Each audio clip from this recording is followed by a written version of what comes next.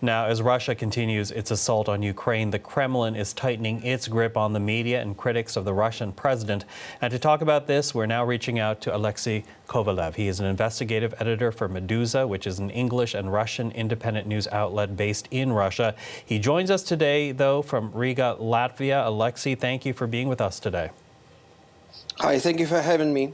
Now, as we said, you're not in Russia right now. In fact, you are now in Riga, and that's where I want to begin. Your decision to leave Russia. Why did you decide to leave? When did you make that decision? The moment I heard rumors about impending martial law, probably, because on that same day I was still making plans like a week ahead, but then I realized that the window for this decision is extremely narrow. That was on the 3rd of March, and the next day, when we were already in Latvia, we found out that our website was blocked in Russia, which effectively made us outlaws, and also the Russian parliament on the same day passed a law, and on the same day President Putin signed it into effect, which effectively makes our work a criminal offense in the eyes of the Russian law. Mm-hmm.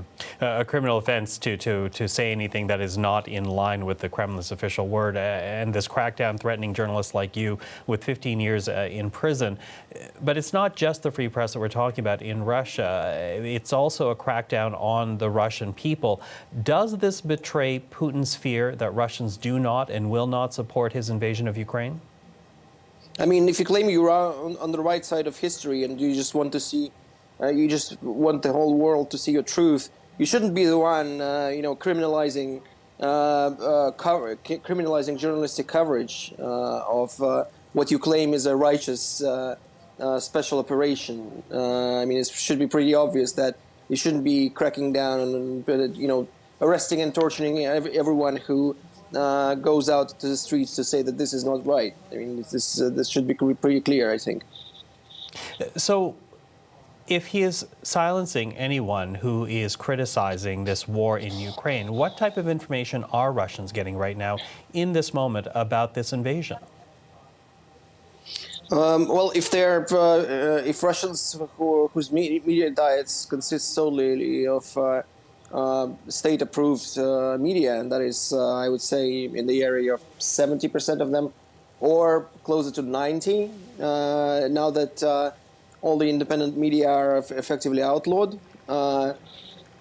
They are tuning into some sort of parallel reality where Russia is the aggrieved party, a victim of NATO and America's aggression, and there is actually no war in Ukraine. It's a special operation, and actually, I saw memos to employees of these state media corporations where they are not allowed to refer to this war by any other term other than a special operation. So they're not allowed to call it war, and no one, as of now, no one is allowed to use any sources other than the handouts by the Russian Defense Ministry, which claims, contrary to mountains of evidence, that it's not striking any civilian targets. And when it's confronted with actual evidence of residential areas and hospitals being bombed, they claim that it's basically Ukrainians bombing themselves to accuse Russia of war crimes. And I'm not making any of this up. It's actually what I'm seeing on state television right now. So a disinformation campaign being engaged here by the Kremlin, the silencing of the free press, the silencing of any critic against Putin. But, we are hearing from the jailed opposition leader, Alexei Navalny. He's calling for a countrywide demonstration tomorrow. Do you think anything will come of that? Well, I expect a few more thousand people to be violently detained. A few of them will probably be tortured in the police precincts, but I don't expect a lot more people than that to come out, because, for one thing, well, people are already seeing what consequences await them for any kind of public dissent.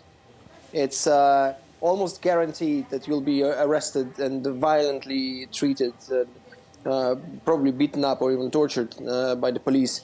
So that is already a very powerful discouraging factor. But also, as I was telling you, people are a lot of people are actually not even aware that there's a war going on, and they are only now 2 weeks in.